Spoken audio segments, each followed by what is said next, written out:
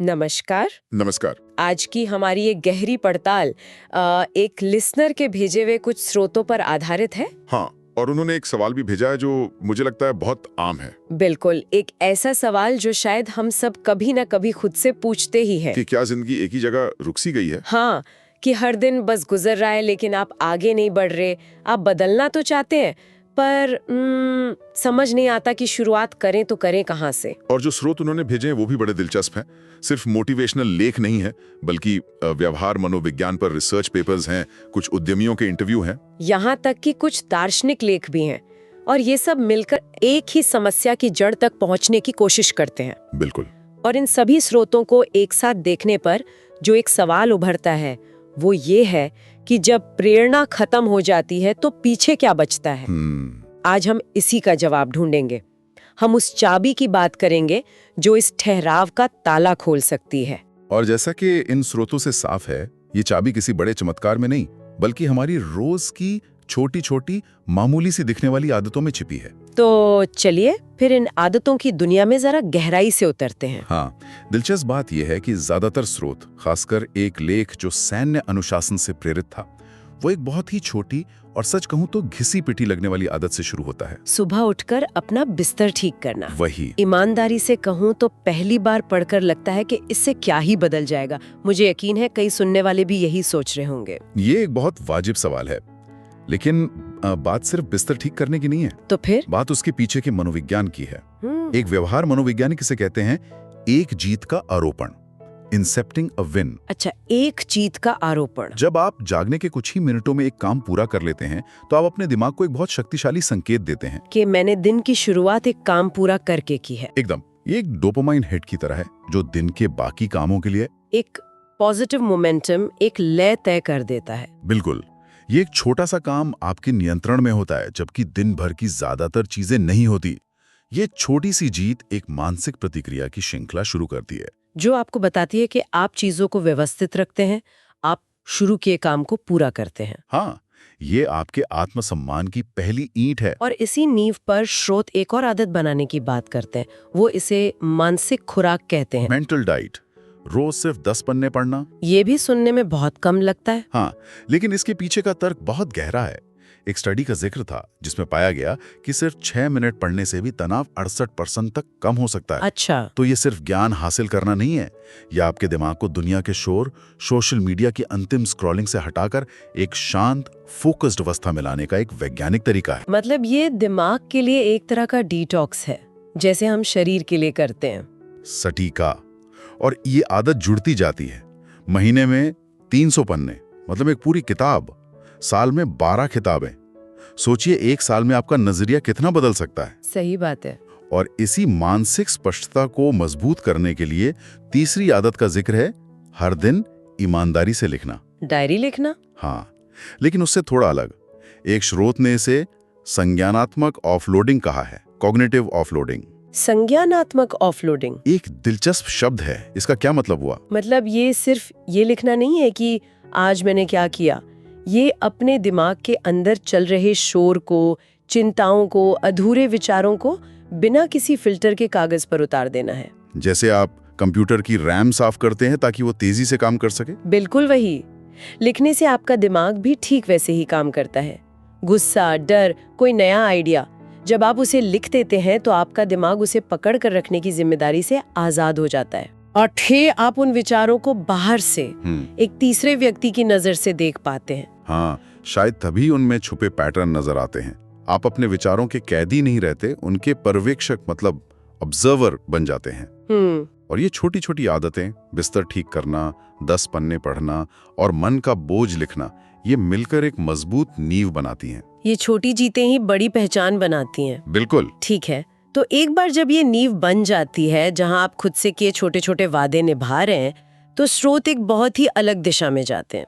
वो कहते हैं अब जानबूझकर अपनी जिंदगी में थोड़ी मुश्किल, थोड़ी असुविधा को शामिल करने का समय है। हाँ। ये बात मुझे बहुत दिलचस्प लगी क्योंकि हम तो हमेशा आराम ही खोजते हैं। सही है। और ये विचार खासतौर पर उन लेखों में था जो स्टोइक दर्शन और एथलीटों के मानसिक प्रशिक्षण पर आधारित थे। उनका तर्क है कि आराम आपको अच्छा महसूस कराता है, लेकिन विकास हमेशा आराम के दायरे के बाहर ही होता है। और यहीं से वो आदतें शुरू होती हैं जो आपको खतरनाक बनाती हैं। आपकी आलस के लिए, आपकी कमजोरियों के लिए, बिल्कुल। और इसकी शुरुआत होती है 60 सेकंड के ठंडे शावर से।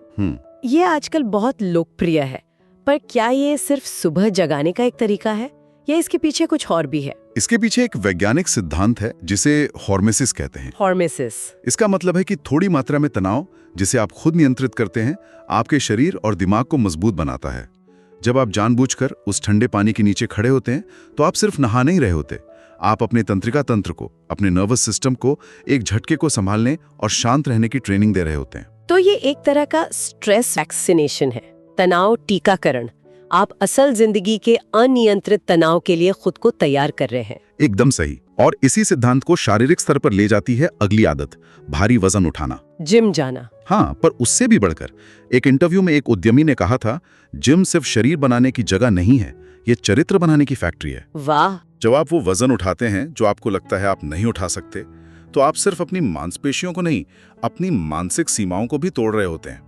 मुझे लगता है ये प्रगतिशील अधिभार यानी प्रोग्रेसिव ओवरलोड के सिद्धांत से जुड़ता है। हाँ, और ये जिंदगी का सबसे बड़ा रूपक है। आप कल की चुनौतियों का सामना आज की ताकत से नहीं कर सकते। लगातार थोड़ा और वजन जोड़ना आपके दिमाग को सिखाता है कि मुश्किलों को धीरे धीरे लगातार मेहनत से जीता जाता है। ये सिखाता है कि दर्द और तकलीफ विकास का हिस्सा है, उनसे भागना नहीं है। बिल्कुल। और इस शारीरिक मेहनत को सही ईंधन देने के लिए साफ सुथरे भोजन की बात आती है। स्रोतों ने इसे वजन घटाने के नजरिए से नहीं, बल्कि प्रदर्शन मतलब परफॉर्मेंस के नजरिए से देखने को कहा है। हाँ, एक पोषण विशेषज्ञ ने लिखा था, आप डाइट पर नहीं हैं, आप एक उच्च प्रदर्शन वाली मशीन को ईंधन दे रहे हैं। यह मानसिकता पूरी तरह बदल देता है। आप खाने से परहेज नहीं कर रहे, आप अपने दिमाग और शरीर की ताकत, फोकस और लड़ने की क्षमता में निवेश कर रहे हैं। इन सब आदतों को पढ़ते हुए एक बहुत कठोर लेकिन शक्तिशाली विचार बार बार सामने आया, खासकर दार्शनिक लेखों में। और वो ये था, तुम्हें बचाने कोई नहीं आ रहा है। ये सुनने में थोड़ा निराशाजनक लग सकता है, लेकिन लेखक तर्क देते हैं कि ये सबसे ज्यादा आजाद करने वाला विचार है। इसका मतलब ये नहीं कि आपके दोस्त या परिवार मदद नहीं करेंगे। इसका मतलब है कि आपकी जिंदगी की, आपके हालात की अंतिम जिम्मेदारी सिर्फ और सिर्फ आपकी है। कोई चमत्कार नहीं होगा। कोई नहीं होगा। तो जब आप किसी बाहरी बचाव की उम्मीद छोड़ देते हैं, तभी आप अपनी पूरी ताकत अपने अंदर खोजना शुरू करते हैं। हाँ, आप खुद ही वो इंसान बनते हैं जिसका आप इंतजार कर रहे थे। बिल्कुल। यह एहसास डराता है, लेकिन यही आपको अपनी जिंदगी का नियंत्रण पूरी तरह से अपने हाथों में लेने की शक्ति भी देता है।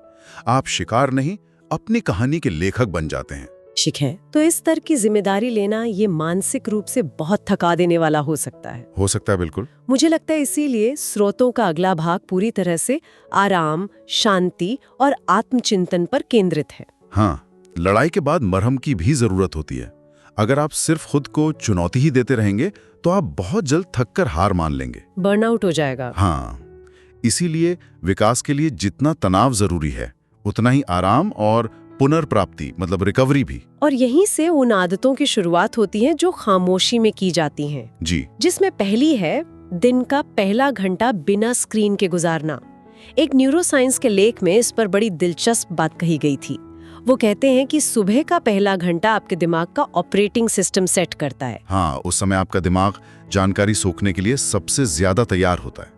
अगर आप उठते ही फोन देखते हैं तो आप दुनिया के एजेंडे, दूसरों की राय और तनाव को अपने दिमाग पर हावी होने का न्योता देते हैं। आप दिन की शुरुआत प्रतिक्रिया मतलब रिएक्शन से करते हैं। बिल्कुल। लेकिन जब आप उस एक घंटे में स्क्रीन से दूर रहते हैं तो आप अपने दिन की शुरुआत अपने इरादों, अपनी इंटेंशन से करते हैं। और इसी शांति को आगे बढ़ाने के लिए एक और आदत का जिक्र था, रोज बिना फोन, बिना किसी ऑडियो के टहलना। आज के समय में हर खाली पल को भर देने की आदत है, पॉडकास्ट, संगीत। तो ये पूरी तरह खामोशी पर इतना जोर क्यों? रचनात्मकता पर एक लेख में से उत्पादक बोरियत कहा गया था, प्रोडक्टिव बोर्डम। अच्छा। जब हमारा दिमाग लगातार बाहर से जानकारी नहीं ले रहा होता, तभी वो अंदर की जानकारी को प्रोसेस करना शुरू करता है। वो अलग अलग विचारों के बीच नए संबंध बनाता है। यहीं पर वो आहा वाले पल आते हैं। हाँ, यहीं पर मुश्किल समस्याओं के नए समाधान मिलते हैं। ये समय बर्बाद करना नहीं है, बल्कि विचारों को व्यवस्थित होने का अवसर देना है। हमने अपनी जिंदगी से ऐसे पलों को खत्म कर दिया है। और जब आप इस खामोशी में होते हैं तब आप असल में अपनी अंदर की आवाज सुन पाते हैं। हाँ, कि आप खुद से कैसे बात करते हैं, कि आप खुद के सबसे बड़े आलोचक हैं या सबसे बड़े समर्थक। ये आत्मसम्मान वाली बात पर ले आता है। हम दूसरों से तो बहुत नरमी से बात करते हैं, पर खुद को अपनी गलतियों के लिए कोसते रहते हैं, और इसे बदलना होगा। एक स्रोत कहता है, अगर आप ही अपनी पीठ नहीं थपथपाएंगे तो और कौन थपथपाएगा। सही बात है। अपनी छोटी छोटी जीतों का जश्न मनाइए, अपनी कोशिशों की सराहना कीजिए। ये घमंड नहीं, ये मानसिक स्वास्थ्य के लिए जरूरी है। और आखिर में एक बहुत ही सरल आदत जो बाहर और अंदर का संतुलन बनाती है, अपने आसपास की जगह को साफ रखना। आपका कमरा, आपकी टेबल, ये कैसे अंदरूनी शांति से जुड़ा है। इसके पीछे का विचार बहुत गहरा है। बाहर का बिखराव अंदर के बिखराव को जन्म देता है। जब आपके आसपास चीजें व्यवस्थित होती हैं तो आपके विचारों में भी स्पष्टता आने लगती है। तो ये सिर्फ एक काम नहीं है, ये एक तरह का ध्यान है। ये इस बात का प्रतीक है कि आप अपनी जिंदगी को नियंत्रण में ले रहे हैं, एक बार में एक चीज को उसकी सही जगह पर रखकर। तो जब हम इन सभी स्रोतों को एक साथ देखते हैं तो एक बहुत साफ तस्वीर उभर आती है। ये किसी एक जादुई आदत के बारे में नहीं है, ये एक पूरा सिस्टम है। पहले छोटी छोटी जीतों से एक मजबूत नींव बनाना, फिर जानबूझकर मुश्किलों से उस नींव को परखना और मजबूत करना, और फिर खामोशी और आराम में उन बदलावों को अपने व्यक्तित्व का हिस्सा बनने देना। और इन सब में जो सबसे आकर्षक बात है वो ये कि कोई भी स्रोत ये वादा नहीं करता कि बदलाव रातों रात होगा या बहुत शोर-शराबे के साथ होगा। नहीं, सबका सार एक ही है। असली बदलाव धीरे धीरे, तकलीफ के साथ और हमेशा के लिए होता है। सबसे बड़े बदलाव हमेशा खामोशी में होते हैं। जब आप सुबह बिस्तर ठीक कर रहे होते हैं या जब आप डायरी में अपने डर लिख रहे होते हैं, बदलाव तब हो रहा होता है। बिल्कुल, दुनिया उसे शायद सालों बाद देखती है, लेकिन उसकी नींव हर रोज अकेले में खामोशी से रखी जाती है। एक लेखक ने बहुत खूबसूरती से लिखा है, ये आदतें आपको कोई नया इंसान नहीं बनाएंगी। ये आदतें आपको वो बना देंगी जो आप हमेशा से थे, बस दुनिया के शोर में अपनी ही बनाई हुई कमजोरियों के नीचे कहीं दब गए थे। ये आपको वापस आपसे मिलाती हैं। तो आज के इस चर्चा को समेटते हुए हम उस लिसनर को धन्यवाद देना चाहते हैं जिन्होंने ये अद्भुत स्रोत हमारे साथ साझा किए हैं। हाँ, बिल्कुल। और ये हमें एक आखिरी सवाल पर छोड़ जाता है, एक ऐसा सवाल जिसका जवाब इन स्रोतों में सीधे तौर पर नहीं था। और वो सवाल है, इस नई पहचान को बनाने के लिए हमें नई आदतें तो अपनानी है, लेकिन वो एक पुरानी आदत या सोच कौन सी है जिसे सबसे पहले छोड़ना होगा? शायद हर किसी के लिए इसका जवाब अलग है। अगर इन बातों ने आपको सोचने पर मजबूर किया है और एक नई दिशा दी है, तो इस सफर में हमारे साथ जुड़ें। हाँ, हमें कमेंट्स में बताएं कि इन स्रोतों से निकली कौन सी एक आदत आप आज से शुरू करने का वादा करते हैं। और इसे किसी ऐसे व्यक्ति के साथ साझा करें जिसे शायद इसकी सबसे ज्यादा जरूरत हो। और ऐसे ही विचारों की गहराई में उतरने के लिए हमारे साथ बने रहें। हम यहाँ आपके साथ हैं हर कदम पर।